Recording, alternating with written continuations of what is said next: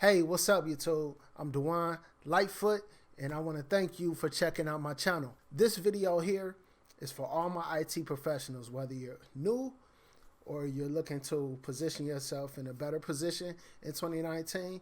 Either way, the video you're about to view is 10 steps on how you can take control of your IT career in 2019. The tips that I list in this video will all be very practical, so please feel free to take notes. But if not, just view, check it out, and then once the video is over, check out LabEveryday.com because I will have these tips with more detailed description and resources listed on my blog post. Okay, so let's get right to it. Number one is going to be a question.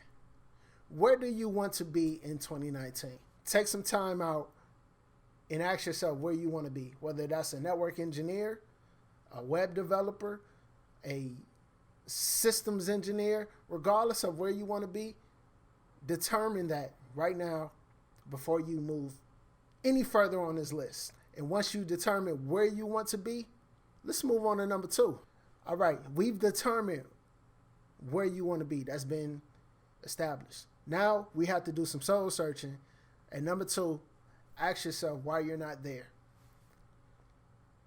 I took a moment to pause because right here we have to do our own soul searching and accountability to say, okay, I'm not in the job that I desire because I don't have the certification, or because I don't have the skill set, or because I haven't took the steps to update my resume or apply for that position. Regardless of what that is, ask yourself why you're not there. Let's be honest. And then once you determine why you're not there, take a moment, reflect on it, and let's move on to number three. We've determined where you want to be. We determined why you're not there. Now, a lot of people like motivation. So at number three, we need to determine a why, an X factor. This is going to be the thing that you are drawn to say, okay, this is why I want to be a network engineer. If more finances is your motivation, then oftentimes there's a bigger motivation behind that. And that could be a better lifestyle for you and your family. That could be financial freedom. Whatever it is, get to the root of your why.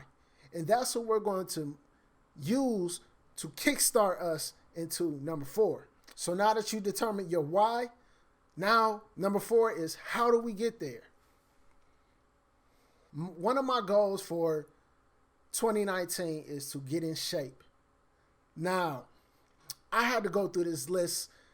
The first three steps, that's what I had to do to determine how I'm going to get there. And so I looked at everything that I did in the past as far as losing weight. And most of the times I tried it on my own. And I was slightly successful. I understand it. You know, I understand there's science behind losing weight and gaining muscle. I understand most of that, but sticking to it and being consistent, I really determined that that's not my best strategy for 2019. So a personal trainer and a nutritionist is something I determined that's going to have to be my roadmap to get me to where I want to be. They lay it out, they draw it out, and they hold me accountable. So that's how I'm going to get there. So for you, whether it's you desiring to be a network engineer or a system administrator, how are you going to get there? Is that going to be invested in some training? Is that going to be going to a boot camp? Is that going to be hopping on LabEveryday.com or finding you a mentor, however, or a study group, somebody in the Lab Everyday community? However you decide to get there, use all your resources, lay them all on the table, get your focus, get your plan, and go from there. One more thing that I have to mention on number four is how you're going to get there. If your goal is to get a new position in your company, one of the things that will help you get there is understanding the business that your business actually does. Let's say you work in a software development company, right? Now, you may look at it as like you provide IT and you do IT, but how could you provide better services for those software developers? Or how could you provide better application functionality to provide a better software delivery to your customer? So really analyze what your business does And then that may be the plan that you use to get you where you want to go. Because on number 5, we talk about certifications. In order for you to get your next position or to take control of your IT career, oftentimes we all know whether it's a degree, if you want to be in management, or if you want to get in IT, if you're going to school and you're looking for that computer science degree or that associate's degree to get in networking, whatever it may be, that maybe have to be your focus at number 5. Now, if it's certifications, regardless, certifications, college, you got to have a plan, a feasible plan. Now, we know to get the CCNA, you're going to have to lab and study 2 to 4 hours a day. To get the CCNP, you got to do 3 to 5 to 6 hours. And then for the CCIE, you pretty much got to sign your life away. In all seriousness, you really got to have a plan of attack that's going to be feasible to not only your well-being and your peace of mind, so you'll have a plan of success rather than a plan of failure. And then also leave some room for you to have that lifestyle that's going to give you that sanity and not just feeling like you're getting nowhere. So hold yourself accountable and do different checks to say, okay, 30 days, I should have covered topics X, Y, and Z. Now, sometimes you may have to spend more time on topic X or topic A because you don't have a full understanding. So make sure you have a full understanding of that topic before you move forward. And while you're working on that certification, remember your why, your X factor, whatever it is, keep that in mind, because when you're focused on that certification, sometimes we can get off track and ask ourselves why we're doing it.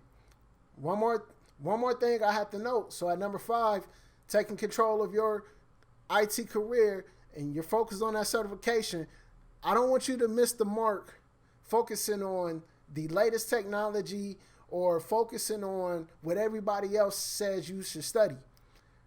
Number 4, we talked about learn your business. Along with number 5 in certifications, learn what technologies are in your environment. And that may be the certification that you should focus on for 2 reasons. One is because you actually do this in your job. So you won't feel so overwhelmed and drained when you go home to lab, because this is kind of aligned with what you do. So you're learning at work, you're doing your job, and then when you go home, you're learning more about the technology, preparing for that certification. And number 2, you're making yourself more valuable in your place of employment. So let's say you're a network technician and you want to be a network engineer, and you're working on that CCNA security because your environment has ICE, or you're working on that CCNA wireless because your environment has ICE and Cisco Prime. Regardless, you're working on something that's going to make you more valuable. And then you can be that person that is the go-to when it comes to Cisco ICE, Cisco Prime, or whatever in your environment. So think about that when you're formulating your path in your career. And then when you're working on your certifications, you may have to take a look to see what's in your environment that's going to make you more valuable to get you where you want to be to take control of your IT career in 2019. All right, number 6. And to me, this may be the most important one of this list, because in order for you to take control of your IT career, you really have to shine in every position that you have in your career. That doesn't always happen. I'm honest. There's been some positions I did not like, and I don't feel like I gave my best effort. I'll own that. But let's say of that 5% that happened, the other 95%, I know I gave it my 100% all. So for you, in your current position, you may want to be that rockstar network engineer. You may want to be that system administrator. You may want to be that Linux engineer. Regardless of what you want to be, you have to focus on where you are currently. How can you focus on where you are currently to really shine in your current position? I'm going to give you some tips right here. The first thing that I recommend you do in order for you to shine in your current position is to step up to the plate. No longer avoid those hard tickets. Take those hard tickets. Challenge yourself to step outside of your comfort zone in 2019.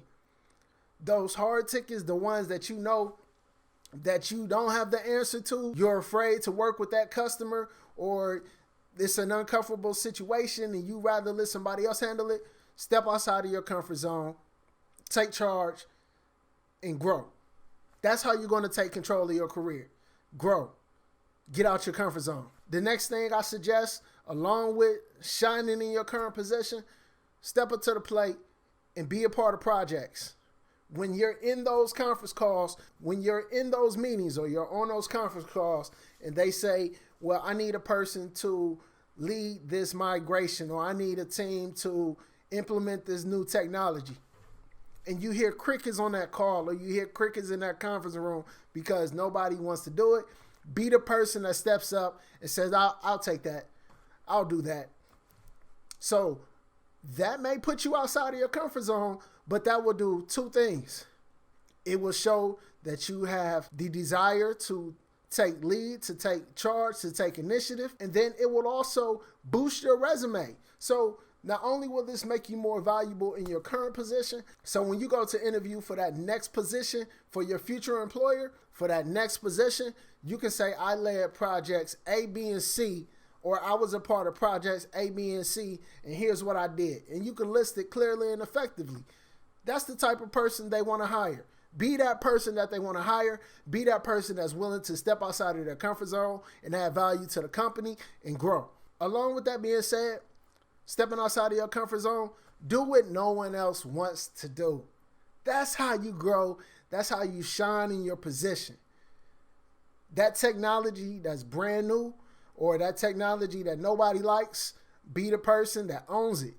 If nobody likes it, nobody wants to do it, that can be your baby that you nurture and learn everything about, and all of a sudden nobody else can do it, and if you leave, everything's going to fall apart. That's the person that you want to be. That's the person that you can be, and I know you can be. So find out what need to be done in your place of employment, take it, own it, and be that rock star that I know you are. This last part of number 6 is twofold. Communication. If you're on the help desk, if you're in desk side support, if you're a network engineer, no matter where you are in your IT career, what's going to help you grow, shine, and take control of your career is communication. Document tickets. Look, I say this again. Document tickets. Document tickets. So if you grab a ticket, document that ticket when you contact the customer. Document the ticket when you try a solution and it doesn't work. Document a ticket every night and every day that you work on it. So that way, if you're not at work the next day, a team member will know which steps you've actually done in your troubleshooting steps, and if you actually contacted the customer. And then also, depending on your ticketing system, the customer will be able to see what you've actually done. And if the ticket's gone untouched, you know, that's going to make you look bad. But if they constantly see, okay, you're keeping the customer updated, you're keeping a rapport with the customer to let them know what steps you're taking to get their issue resolved and that you're actually working on the issue, that's going to make you shine, and that's going to make people respect you. Enough for number 6. Number 6 was all about you shining in your current position. Number 7 is going to be all about you documenting everything you do for yourself. This is the part where you have to be selfish. Honestly, in order for you to succeed in 2019, you have to be selfish. And I don't mean selfish like forget everybody else. No, be a team player, all that. But be selfish when it comes to taking care of you. So when I say taking care of you, shining in your position, leading projects, everything that you need to do that you can do for yourself to help the company, that's what you do in 2019. So for number 7, document everything. I use OneNote. So all my projects that I'm on, I document in OneNote. All the technologies that I touch, I document in OneNote. All the tickets that I work, I document in OneNote.